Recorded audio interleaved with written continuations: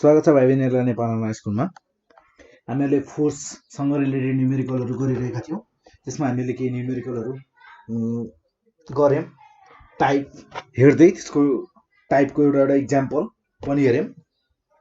त्यसै गरी आज हामी टाइप 6 को न्युमेरिकलहरू गर्नेछौँ। अब हामीहरूको टाइप 6 मा टाइप 6 मा कुन न्युमेरिकल पर्छ भन्दा पनि सबैभन्दा पहिले के हेरौँ भने टाइप 6 मा तपाईहरुको टाइप 6 मा पर्ने न्युमेरिकललाई के भनिन्छ त्यो हेरौँ है। टाइप 6 मा के भनिन्छ त्यो हेरौँ। सो टाइप 6 को न्युमेरिकल भनेको हामीहरुको कस्तो टाइपको हुन्छ भने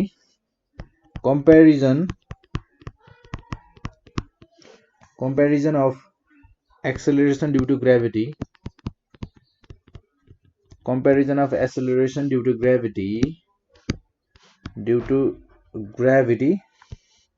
at the surface g and at the height h g1।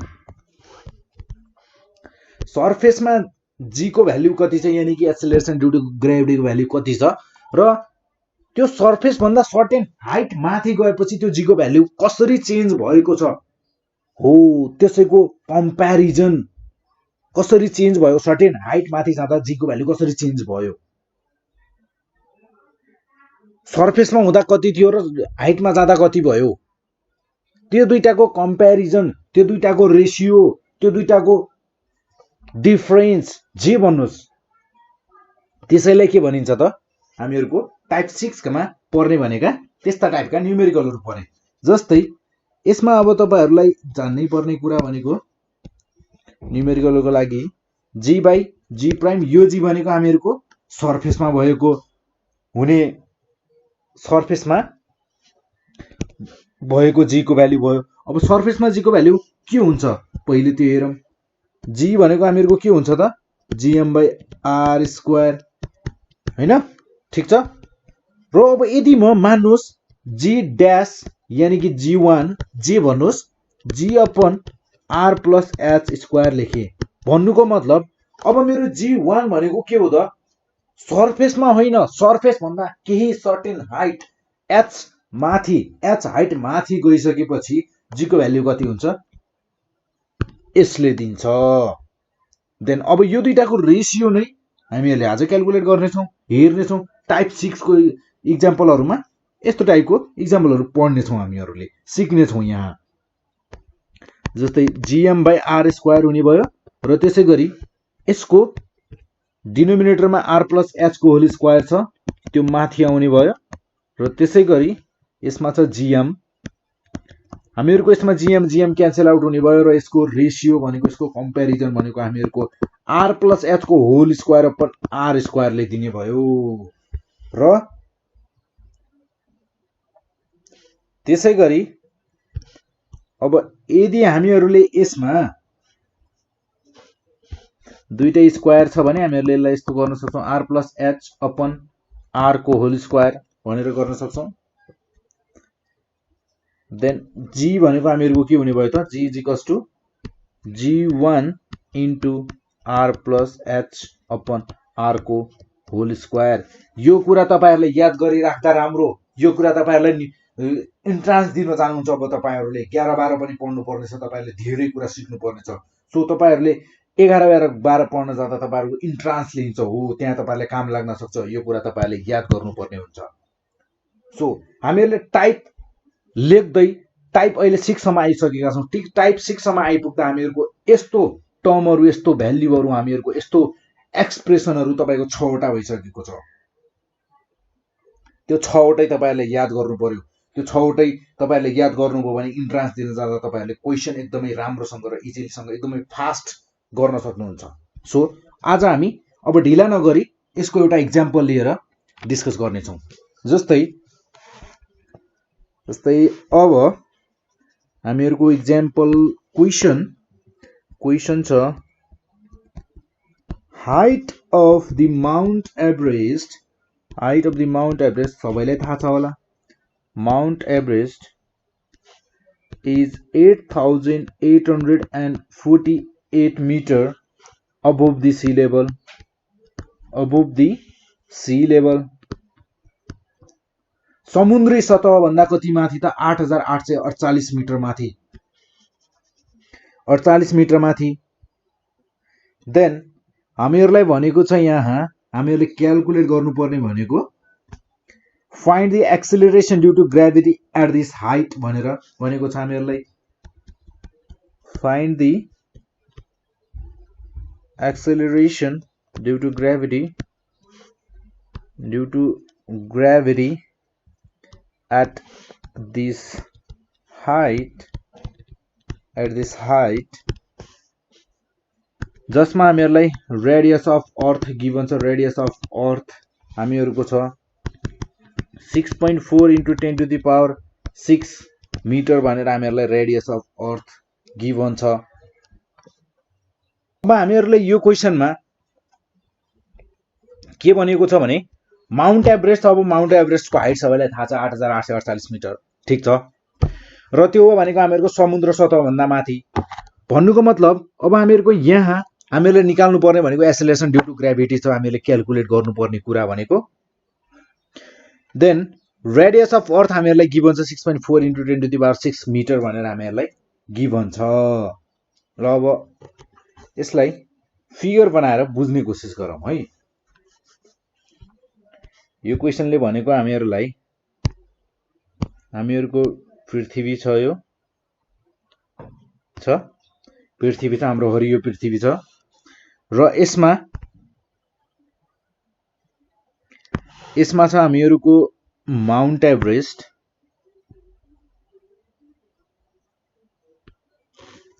यो भयो हामीहरुको माउन्ट एभरेस्ट यसलाई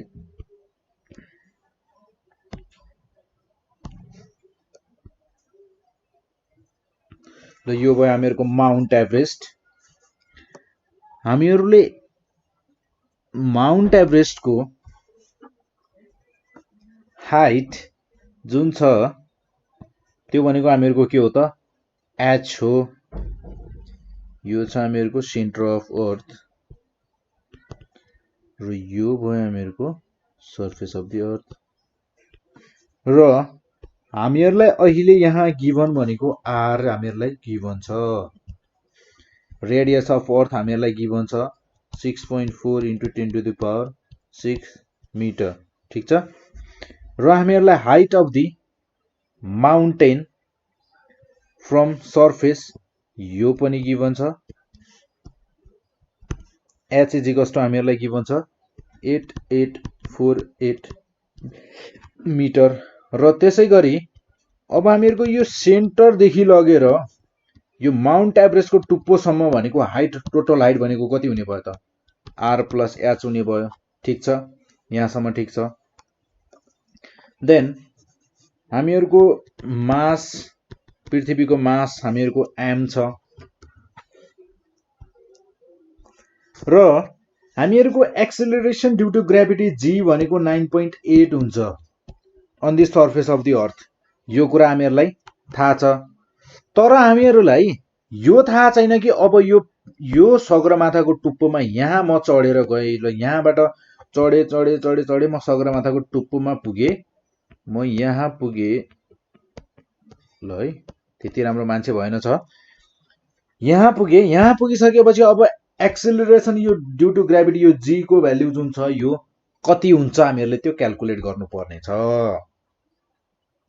अब फर्स्ट पोइन्ट यहाँ हेरौं एक्सेलरेसन ड्यू टु ग्रेभिटी जुन g छ हामीहरुको यो on the surface of the अर्थमा के हुन्छ gm/r² यसलाई भने ल मैले इक्वेसन फर्स्ट यहाँसम्म केही प्रब्लम छ मलाई लाग्दैन छ हामीहरुको यो भयो on the surface of the earth पृथ्वीको सर्फेसमा जबसम्म हामी यो सर्फेसमा छौं तबसम्म हाम्रो g को भ्यालु कति छ त 9.8 छ र g को भ्यालु कसरी क्याल्कुलेट गरिन्छ यसरी हामीहरुको यानी कि g को भ्यालु के छ यो छ भनेर भन्छौं इक्वेसन फर्स्टले हामीहरुलाई g को भ्यालु दियो ठीक छ र हामीहरूले क्याल्कुलेट गर्नुपर्ने भनेको acceleration due to gravity at a height H, जुन हामीहरूको यहाँ एच भनेको 8848 मिटर छ। र अब हामीहरूको जी एट हाइट एच मा कति होला त? जी हामीहरूको के छ?